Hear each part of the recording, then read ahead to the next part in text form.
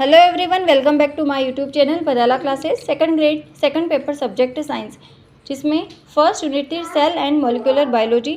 अपन ने double membrane युक्त cell organelles और सिंगल मेम्ब्रेन बाउंड जो सेल ऑर्गेनेलिज थे फर्स्ट अपन ने कंप्लीट कर लिया था एंडोप्लाज्मिक रेटिकुलम। अब सिंगल मेम्ब्रेन बाउंड जो सेल ऑर्गेनेलिज है उसमें सेकंड होता है अपना Golgi apparatus, Golgi body, Golgi complex. इसकी खोज करी थी कैमिलियो गोल्गी ने नर्व सेल में। अन्य नाम होते हैं इसके लाइपोकॉन्ड्रियन, डिक्टियोसोम इन फंजाई। फंजाई में इस गोल्गी बॉडी को कहा जाता है डिक्टियोसोम।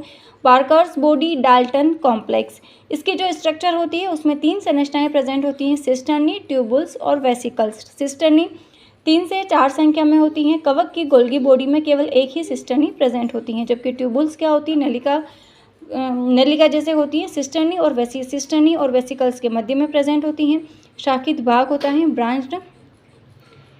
वेसिकल्स गोल्गी बॉडी का स्त्रावी भाग होता है कि सिक्रेशन कहाँ से होता है, वेसिकल्स से। ये होती हैं सिस्टर्नी। ये जो गोल भाग हैं वो कहलाता है वेसिकल्स और नलिका नुमा भाग है वो कहलाता है tubules. Function of Golgi body का मुख्य वर्क होता है स्त्रावण करना, सिक्रेशन करना। इनकी संख्या स्त्रावी कोशिका में ज़्यादा होती हैं, जैसे पैनक्रियाज हो गया, श्लेष्मिल सेल्स हो गई, स्तन ग्रंथियाँ हो गई, थायरॉक्सिन सेल्स हो गई। ये जो होती हैं वो प्रोटीनों का स्त्राव करती हैं, लाइसोसोम का फॉर्मेशन करती हैं। गोल्गी बॉडी के वेसिकल्स में वसा व प्रोटीन का संचय होता है। सेल डिवीज़न के समय ये सेल प्लेट का फॉर्मेशन करती हैं। स्पर्मेटोजेनेसिस यानी कि शुक्र जनन के समय स्पर्म का जो एक्रोसोम हेड वाला भाग होता है उस एक्रोसोम का निर्माण गोल्गी बॉडी से होता है। तो ये क्वेश्चंस बना हुआ है कि शुक्राणु के एक्रोसोम का निर्माण किस सेल ऑर्गेनेलिज से होता है, तो गोल्गी बॉडी से। सेल मेम्ब्रेन के निर्माण में जो भी लाइपोप्रोटीन्स होते हैं उनका सिक्रेशन किया जाता है। गोल्गी बॉडी अपना कंप्लीट है। सेकंड होता है लाइसोसोम, जिसको क्या कहते हैं, सुसाइडल बेग्स। इसकी खोज करी थी डी ड्यूवे ने। यकृत कोशिकाओं में इसको डिस्कवर किया था। लाइसोसोम में 50 प्रकार के हाइड्रोलेजेज एंजाइम्स प्रेजेंट होते हैं, जैसे लाइपेज, प्रोटीएज, कार्बोहाइड्रेट्स, राइबोन्यूक्लिएज, डीऑक्सीराइबोन्यूक्लिएज। और ये जो भी एंजाइम्स होते हैं वो एसिडिक पीएच पर वर्क करते हैं। लाइसोसोम का निर्माण Golgi body and endoplasmic reticulum से होता है। कई बार क्या होता है कि जो लाइसोसोम है वो कोशिका में ही फट जाता है। इस कारण इससे निकलने वाले जो एंजाइम्स होते हैं वो उसी कोशिका के जिसमें ये उपस्थित थे उन एलिमेंट्स का, उन अवयवों का पाचन करके कोशिका को नष्ट कर देते हैं।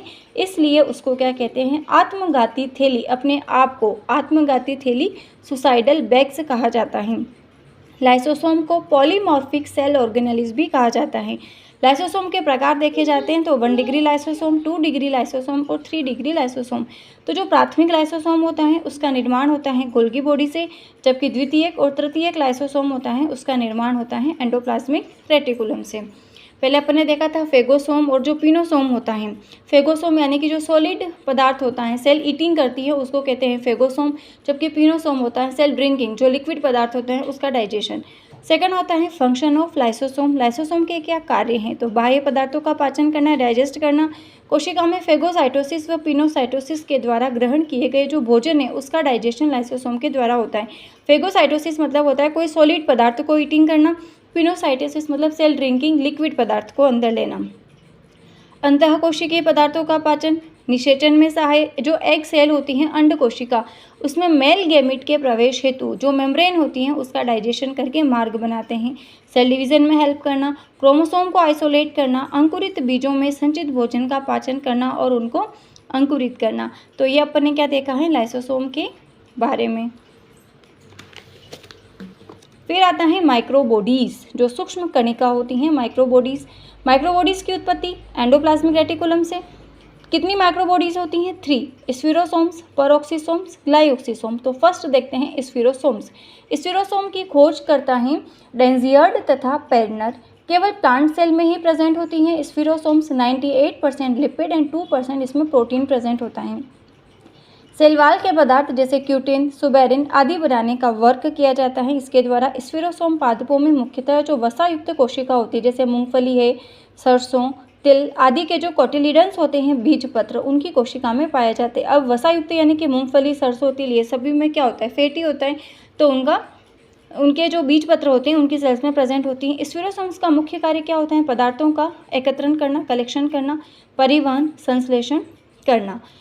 आगे हैं पेरोक्सिसोम। डी ड्यूवे इसकी खोज करता है। ये सूक्ष्म गोलाकार सेल ऑर्गेनेलिस हैं, कोशिकांगें।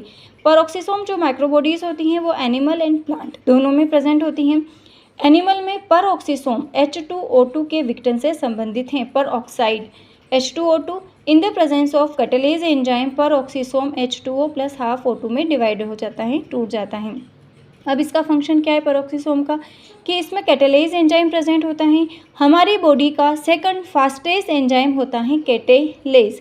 फर्स्ट फास्टेस्ट एंजाइम है कार्बनिक एनहाइड्रेज। यहाँ से अपने सेकंड ग्रेड में क्वेश्चंस बना है। प्लांट में पेरोक्सिसोम जो है वो फोटो रेस्पिरेशन प्रकाश श्वसन से संबंधित है। फोटो रेस्पिरेशन जो है वो केवल C3 प्लांट में प्रेजेंट होता है।